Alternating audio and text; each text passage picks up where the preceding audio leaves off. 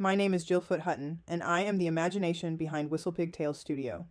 This week, I was back home in Kansas City, so I took the opportunity to create a story fire with my mama, the person who first awakened my imagination and read stories to me when I was young. Together, we shared memories, inspiration, and the magic of storytelling that continues to spark new adventures today.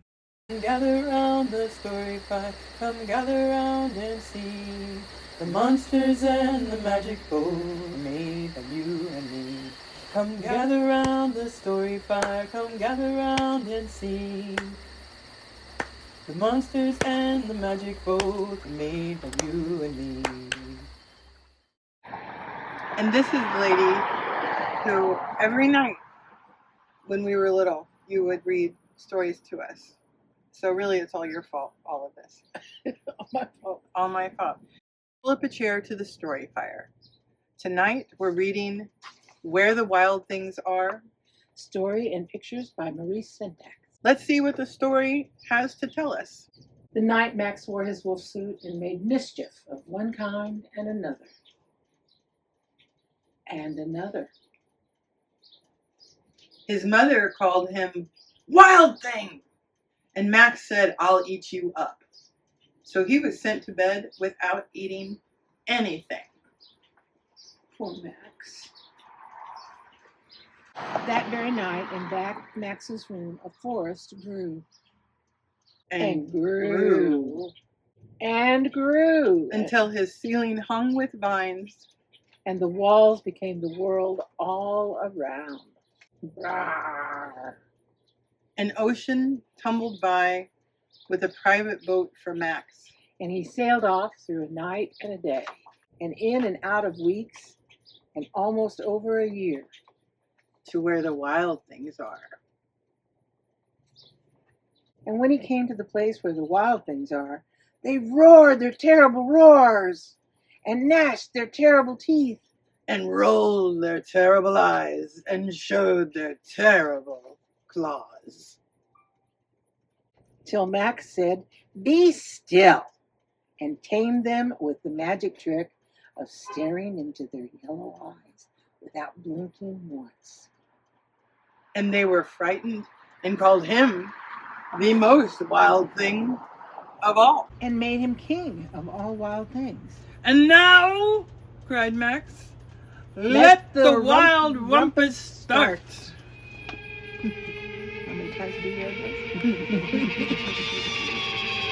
Once or twice.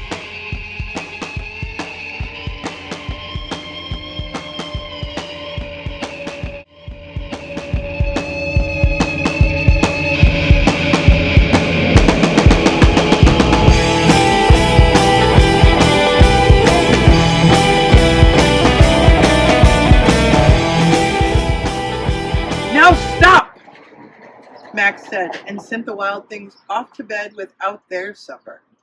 And Max, the king of all wild things, was lonely and wanted to be where someone loved him best of all. Then all around, from far away across the world, he smelled good things to eat. So he gave up being king of where the wild things are. But the wild things cried, "Oh, please don't go. We'll eat you up. We love you so." And Max said, "No."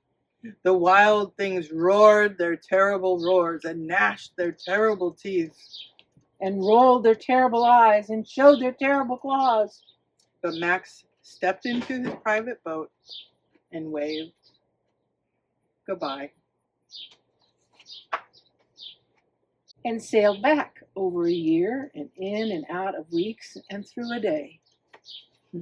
And into the night of his very own room, where he found his supper waiting for him.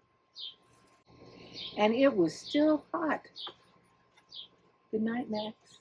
Good night, Max. I know when I introduced this series, I was thinking about just reading old folklore and fables, but really Maurice Sendak is like a contemporary, like this is contemporary fable that so many people grew up with. What do you think that this story tells us about being human? That it's okay to be angry sometimes, to be terrible. And people will love you anyway? Yeah, still, in spite of ourselves. I also like how it's, like, for me, the story of Where the Wild Things Are really does kind of sum up what Whistlepig Tales Studio is about. Because he used his imagination to sort of exercise that anger and act it out and just process it physically. But then he tamed it. Right. He did. He tamed it. And he figured out that he didn't need to live in that space all the time. Mm-hmm. But now he knows how to get there. All the way home. So, what monster appeared in this story for you? Like, who do you think the monster in this story is? Max. He's his own worst enemy. There you go. Yeah. And I almost think, too, like, I don't know, is it fair to say, like, the emotion is a monster? Is that, like, we have to learn to, like, let it move through us in a way? Well, and give it permission to be. Yeah. Because righteous anger, there's, like, a good space and time for that. There are many, many lessons here. Yeah. Well, thank you for reading the story with me, Mama. Sure. Anytime. Until next time, remember that the monsters are ours, but the magic is too. Keep your imagination wild and your heart your own. Remember, hit like and follow if you enjoy the stories. Go check out my website at whistlepigtalesstudio.com. Until next time. Come gather round the story fire, come gather round and see. The monsters and the magic both are made for you and me.